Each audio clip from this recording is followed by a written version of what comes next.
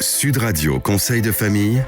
La chronique patrimoine avec Finvestment Manager. Finvestment Manager gère vos actifs financiers au plus près de vos objectifs. Bonsoir à tous, bonsoir Stéphane Boller. Bonsoir Olivier Daudet. Stéphane Boller, président fondateur de Via Wealth Management. On va répondre ce soir à Christophe qui nous écoute à Mont-de-Marsan. Christophe souhaite acheter un bien immobilier en indivision avec son frère.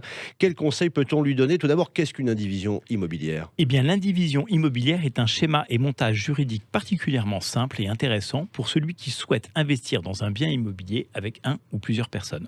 En effet, l'indivision existe lorsqu'un bien immobilier appartient à plusieurs indivisaires. Chacun détient donc une quote-part, mais qui peut bénéficier d'une indivision? Oui, une quote-part, par exemple un quart ou la moitié. Pour répondre à votre deuxième question, l'atout de l'indivision est que les restrictions sont quasi nulles. C'est-à-dire? L'indivision peut être choisie par des concubins, des partenaires de Pacs, des personnes mariées ou pour toute autre personne souhaitant investir avec quelqu'un d'autre. Il n'existe donc pas de restrictions. Christophe souhaiterait savoir quels sont les avantages surtout de l'indivision immobilière.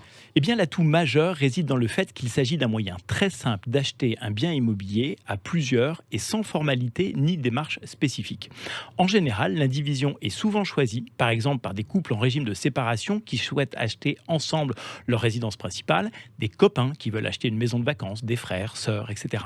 Le bien peut être acquis à crédit, chacun des indivisaires disposant de sa propre ligne de crédit. Ouais, le montage juridique, on le comprend, ne présente pas de formalité administrative particulièrement complexe, qui en soit assez exceptionnelle, c'est alléchant, donc j'imagine qu'il existe toutefois des inconvénients. Naturellement, alors certes, tout paraît assez simple, surtout lorsque les indivisaires s'entendent bien, mais cela n'est pas toujours le cas et des désaccords peuvent subvenir.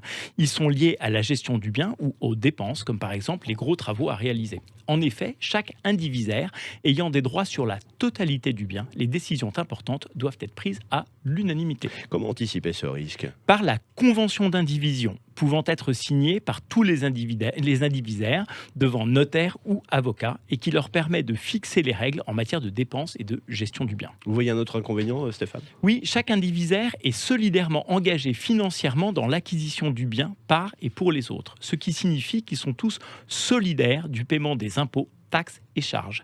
C'est à eux ensuite de répartir la charge de ces frais selon la quote-part qu'ils ont décidé de s'appliquer, souvent au prorata des parts de détention. On aura l'occasion d'y revenir, mais un grand merci pour cet éclairage. Merci à vous Christophe pour cette bonne question. À votre tour de poser la vôtre sur le blog de Conseil de famille, conseil au pluriel-de-famille.com. Chronique à retrouver en podcast sudradio.fr, évidemment. À demain. À demain Olivier. C'était Sud Radio Conseil de famille.